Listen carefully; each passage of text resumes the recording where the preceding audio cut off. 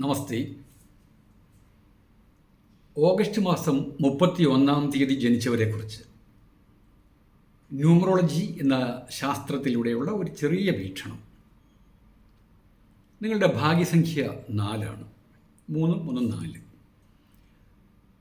Represent ചെയ്യുന്ന planet മായാഗ്രഹമായ Rahu. Rahu അതീവ ബുദ്ധിശക്തിയുള്ള ഒരു പ്ലാനറ്റായിട്ടാണ്, അല്ലെങ്കിൽ മായാഗ്രഹമായിട്ടാണ്, അല്ലെങ്കിൽ ആക്ച്വലി ഗ്രഹമില്ല എന്നെ സങ്കല്പിക്കപ്പെടുന്നത്.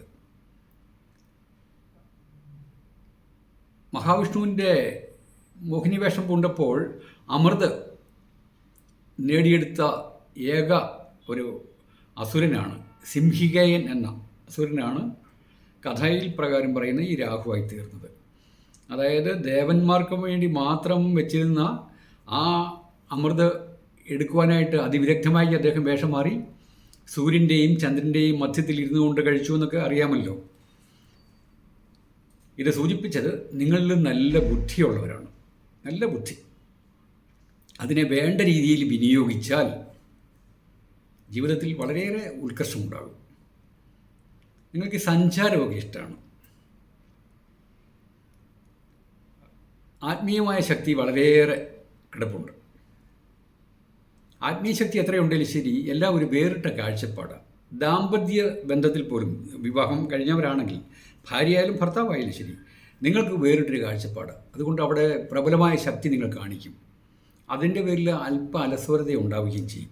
ഇതെല്ലാം അറിഞ്ഞും കണ്ടത് മുന്നോട്ട് പോയാൽ, കുടുംബത്തിൽ നല്ല ഐക്യത്തിലൂടെ പോയി കഴിഞ്ഞാൽ നിങ്ങൾക്ക് സുപ്രസിദ്ധനായി തീരാൻ പറ്റും. സാമ്പത്തികമായിട്ടും, അതായത് ഭൗതിക വളർച്ചയെല്ലാം നേടിയെടുക്കുമെന്നുള്ള കാര്യത്തിൽ നോ ഡൗട്ട്. രാഹു കേതു, ജ്യോത്സ്യം പഠിച്ചവർക്കറിയാം, എല്ലാ പ്ലാനറ്റ്സും വലത്തോട്ട് കറങ്ങുമ്പോൾ രാഹു കേതുക്കൾ എന്ന ഈ മായാഗ്രഹങ്ങൾ നേരെ തിരിച്ച് ഇടത്തോട്ടാണ് കറങ്ങുന്നത്. ചുരുക്കത്തിൽ മറ്റുള്ളവർ കാണുന്ന കാഴ്ചപ്പാടിലല്ല നിങ്ങൾ ഓരോ കാര്യങ്ങളും വീക്ഷിക്കുന്നത്, ദർശിക്കുന്നത്. അത് പുറമേ കാണിക്കുകയും ചെയ്യും. ഇനി ഏതെങ്കിലും ഒരു ഗ്രൂപ്പിൽ, ഈ വാട്സപ്പ് ഗ്രൂപ്പിലൊക്കെ കയറിയിട്ടുണ്ടെങ്കിൽ, അവിടെ കോമൺ ആയിട്ടുള്ള അഭിപ്രായം വരുമ്പോൾ നിങ്ങൾക്ക് നിങ്ങളുടേതായ രീതിയിൽ ഒരു നെഗറ്റീവ് ഒരു അഭിപ്രായം ഉണ്ടാകും. അതിനെ നെഗറ്റീവായിട്ട് മറ്റുള്ളവർ എടുക്കുകയും ചെയ്യും. പക്ഷെ നിങ്ങളതൊന്നും മൈൻഡ് ചെയ്യത്തില്ല. വെട്ടൊന്നേ മുറി 2 അഭിപ്രായം ആരോടായാലും പറഞ്ഞിരിക്കും. ഒരു ന്യൂമറോളജിസ്റ്റ് എന്ന നിലയിൽ എനിക്കറിയാം നിങ്ങൾ സ്നേഹമുള്ളവരാണ്. പക്ഷെ മറ്റുള്ളവർ അത്ര നല്ല രീതിയിൽ അതിനെ എടുക്കില്ല. നാമസംഖ്യ ഈ പഴയ ഒരു നമ്മുടെ വേൾഡ് ചരിത്രത്തിൽ, ലോക ചരിത്രത്തിൽ കാണാം, അല്ലെങ്കിൽ ഇന്ത്യ ചരിത്രത്തിലുണ്ട്. അലക്സാണ്ടർ ചക്രവർത്തി, അലക്സാണ്ടറിൻ്റെ നാമസംഖ്യ 31. അദ്ദേഹം 31-32 വയസ്സായപ്പോൾ ഇവിടെ നിന്നും വേർപെട്ട് പോയി. കാര്യങ്ങൾ ഒരു പരിധിവരെ നല്ല പ്രശസ്തനായി കഴിഞ്ഞ സമയത്ത് തന്നെ ഇവിടെ നിന്നും വിട്ടുപോയി. വിട്ടുപോയതിലല്ല പ്രാധാന്യം, അത്രയും പ്രാധാന്യമുണ്ട് നിങ്ങൾക്ക് നാമസംഖ്യ 31 വന്നാൽ. കാളിദാസൻ്റെ ഒരു കഥയാണല്ലോ ശകുന്തള. ശകുന്തളയെപ്പറ്റി പാട്ടിലൂടെയായാലും കഥകളിലൂടെയും ഡാൻസിലൂടെയൊക്കെ കേൾക്കാത്തവരാരും മലയാളികൾ കാണത്തില്ല. ശകുന്തളയുടെ നാമസംഖ്യയും 31. അതായത് വളരെ അഭൂതപൂർവമായ ഒരു പ്രത്യേകമായ ഒരു നമ്പറാണ് ഈ നാമസംഖ്യ 31 വരുന്നവർ. അത്രയും ടാലൻറ്റഡ് പേഴ്സൺസാണ് നിങ്ങളതിനെ വേണ്ട രീതിയിൽ മാക്സിമം യൂട്ടിലൈസ് ചെയ്യാൻ ശ്രമിക്കുക. അത് അല്പം ആ നാവിനെ ഒന്ന് നിയന്ത്രിച്ചുകൊണ്ട്, എല്ലാത്തിനും വിമർശനാത്മകമായ രീതിയിലുള്ള ചിന്താഗതിയിൽ പോകാതെ അല്പം കൂടി ഒരു മയത്തിൽ പോയാൽ ഏറെ ഗുണം കിട്ടും. നിങ്ങൾ ആർക്കും ദ്രോഹമൊന്നും ചെയ്യത്തില്ല. ആരെയും പർപ്പസ്ഫുള്ളി ആരെയും ചെറുതാക്കാൻ ശ്രമിക്കത്തുമില്ല. ഒരാളെ നശിക്കാൻ വേണ്ടിയൊന്നും ശ്രമിക്കത്തില്ല. പക്ഷേ നിങ്ങൾക്ക് ഈ മിസ്റ്റിക് സയൻസ്, ഈ ജ്യോത്സ്യം പോലെ, ഈ ന്യൂമറോളജി, നിഗൂഢശാസ്ത്രം വളരെയേറെ ഇഷ്ടപ്പെട്ടവരാണ്. ദൈവീയമായ കാര്യങ്ങളിൽ ഇടപെടുകയും ചെയ്യും. മതപരമായ കാര്യങ്ങളിൽ നിങ്ങൾ ഏർപ്പെട്ടാൽ അവിടെയും വിജയിക്കാൻ പറ്റും, നേതൃസ്ഥാനത്തിലേക്ക് വരാൻ പറ്റും. ഏത് ദേവാലയത്തിലേക്ക് ശരി, നിങ്ങൾക്ക് ഈ ചാരിറ്റിയെ കൊടുക്കാൻ വളരെ ഇഷ്ടമാണ്. എന്തെങ്കിലും ദേവാലയമായിട്ടൊക്കെ ബന്ധപ്പെട്ട ഒരു ബന്ധം എപ്പോഴും ഉണ്ടാകും. എന്തെങ്കിലും ഒരു ചെറിയ റിലേഷൻഷിപ്പ് കാണും. അല്ലെങ്കിൽ ഏതെങ്കിലും ദേവാലയത്തിൽ ഏതെങ്കിലും കാര്യസാധനയ്ക്ക് വേണ്ടി നിങ്ങൾ മനസ്സുകൊണ്ട് നേരും, ദൈവമേ ഞാൻ ഇന്നപോലെ ചെയ്തേക്കാമെന്ന്. തിരക്കിട്ട ജീവിതത്തിനിടയിൽ അതൊക്കെ മറന്നുപോകും. അങ്ങനെ ദേവാലയത്തിൽ ഒരു കുടിശ്ശിക കാണാനും സാധ്യതയുണ്ട്. പിന്നെ നിങ്ങൾ പോലും അറിയാതെ നിങ്ങളിൽ ഒളിഞ്ഞിരിക്കുന്നൊരു കഴിവാണ് എന്തെങ്കിലും ഒരു ഗ്രന്ഥം എഴുതുവാനുള്ള യോഗം. വായിക്കാനല്ല, എഴുതാനുള്ള യോഗമുണ്ട്. വെറും നോവലോ നാടകമൊന്നുമല്ല, അല്ലാതെ എന്തെങ്കിലും ലെവലിൽ ഒരു സൂപ്പർ ക്ലാസ്സിൽപ്പെട്ട, അല്ലെങ്കിൽ വേണ്ട മതപരമായ രീതിയിൽ ഒരു പ്രത്യേക വേർഷനിൽ ഗ്രന്ഥപാരായണത്തിനും ഉള്ള യോഗം കിടപ്പുണ്ട്. നിങ്ങളുടെ വിധിസംഖ്യ 31 വന്നാൽ, അതായത് ജനിച്ച ഡേറ്റും മാസവും വർഷവും, അതാണ് വിധിസംഖ്യ. ഡെസ്റ്റിനേഷൻ എന്ന് പറയില്ലേ, അതായത് ഡെസ്റ്റിനി നമ്പർ. നമ്മളെവിടെയെങ്കിലും യാത്ര ചെയ്യുമ്പോൾ ഡെസ്റ്റിനേഷൻ എവിടെയാണെന്ന് പറയാറില്ലേ, ആ ഡെസ്റ്റിനി നമ്പർ 31 വന്നാൽ ഏറെ വിജയമാണ്. നിങ്ങൾ നിസ്സാരക്കാരനല്ല. നിങ്ങളിപ്പോൾ ഒരു കൊച്ചു കുട്ടിയോ അല്ലെങ്കിൽ വേണ്ട ഒരു ഏജ് 30-40 ഒക്കെ ആണെന്ന് വയ്ക്കുക, നിങ്ങൾ റിമൈനിങ് ലൈഫിൽ വളരെയേറെ പ്രശസ്തനാകാനുള്ള സകലവിധ യോഗങ്ങളും കിടപ്പുണ്ട്.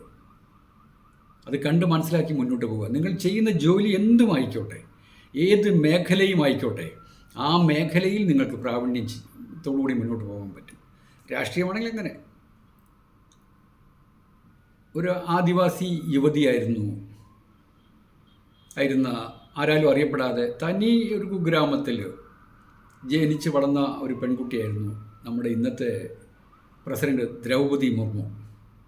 ഡോർപ്പടി എന്നാണ് അവരുടെ ആദിവാസി ഗോത്രത്തിൻ്റെ കണക്കനുസരിച്ചുകൊണ്ട് പേര്, ഡോർപ്പടി. അത് സ്കൂളിലെ ഒരു അധ്യാപിക ആ പേരിൽ മാറ്റം വരുത്തി. അങ്ങനെയാണ് നമ്മളിപ്പോൾ കാണുന്ന ദ്രൗപദി എന്ന പേരിലായത്. അവരുടെ ആദിവാസികളുടെ ഭാഷയിലാണ് ഈ ദ്രൗപദിക്ക് ഡോർപ്പടി എന്നാക്കിയത്.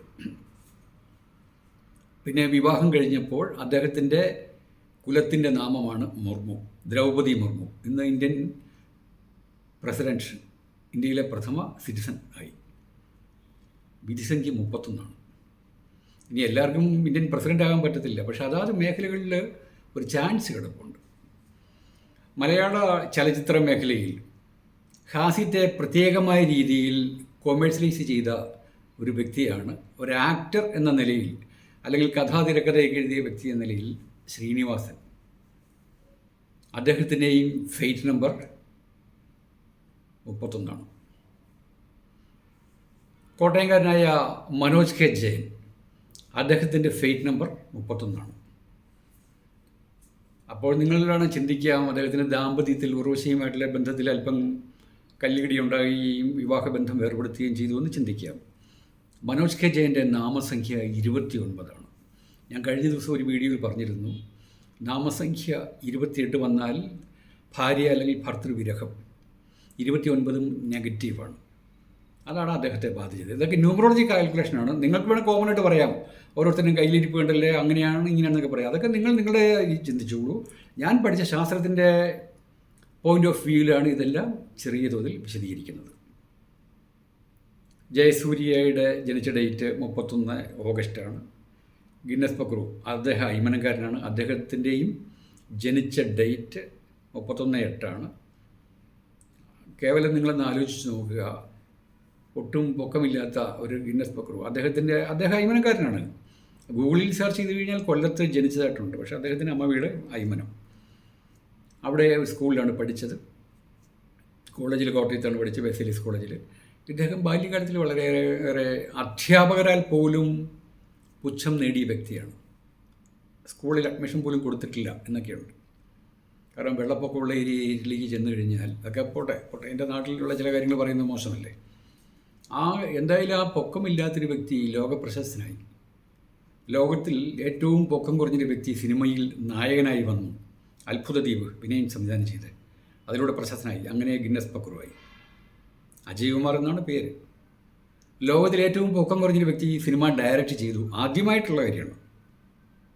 അങ്ങനെ വീണ്ടും ഗിന്നസ് റെക്കോർഡ് കിട്ടി. അപ്പോൾ ആ അജയ് കുമാറുമായിട്ട് നിങ്ങൾ കമ്പയർ ചെയ്യുക. അത്രയൊന്നും ആകണ്ട, ലോകപ്രശസ്തരായില്ലെങ്കിലും നിങ്ങളുടെ കർമ്മവിധിയിൽ നിങ്ങളൊന്ന് ശ്രമിച്ചാൽ ദൈവികമായ അല്ലെങ്കിൽ പ്രകൃതിദത്തമായ പോസിറ്റീവ് എനർജി എല്ലാം എത്തിച്ചേരും. അല്ല എങ്കിൽ തൽക്കാലം നേടുന്ന നേട്ടങ്ങളെ ഉണ്ടാവുള്ളൂ. കാലാന്തരത്തിൽ ജീവിത വിരക്തി അനുഭവപ്പെടുന്ന വ്യക്തികളാണ്.